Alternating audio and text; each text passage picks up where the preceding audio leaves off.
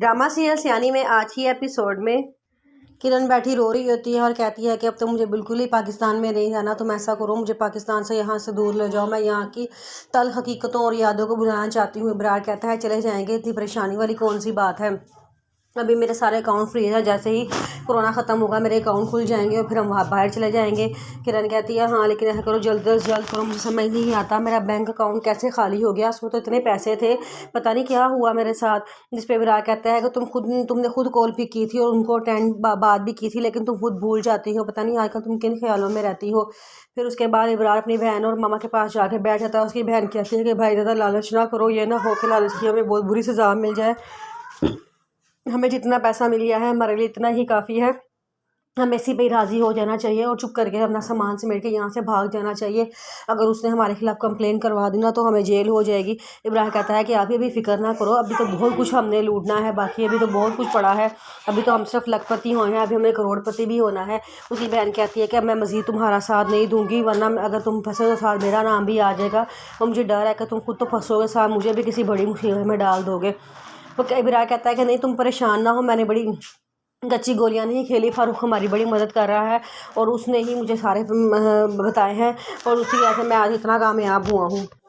किरण बहुत रोती है, कहती है कि मुझे अपने बच्चे बहुत याद आते हैं। इब्रार कहता है कि तुम फिक्र ना करो, मैं तुम्हारे बच्चे तुम्हारे तक ला दूंगा। वो कहती है कि कैसे। तो इब्रार कहता है कि मैं उन्हें स्कूल से हुआ कर लूँगा और तुम्हारे पास पहुँचा दूंगा। तुम उनका खूब ख्याल रखना, उनको बहुत प्यार करना।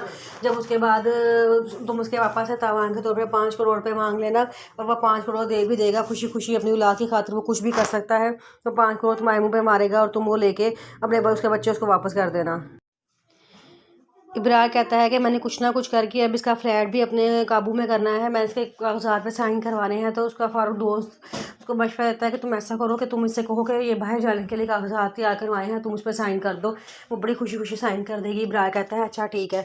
इब्रार उसके पास जाता है और जाए कहता है कि मैं बाहर जाने के लिए कागजात तैयार करवाए हैं, इन पर साइन कर दो। किरण कहती है कि हाँ ठीक है। वो परेशानी में होती है, वो फटाफट साइन कर देती है।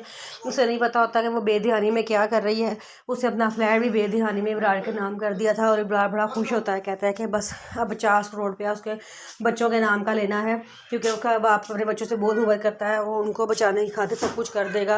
और फिर वो उसकी अपनी बहन कहता है कि देखना अब उसकी आखिरी चीज़ उसके बच्चे से, कीमती बच्चे है जो उसके शोहर से मैं तावान के लिए अगवा करवाऊँगा और उससे शोर से कहूँगा 50 करोड़ रुपया उनके हिस्से का दे।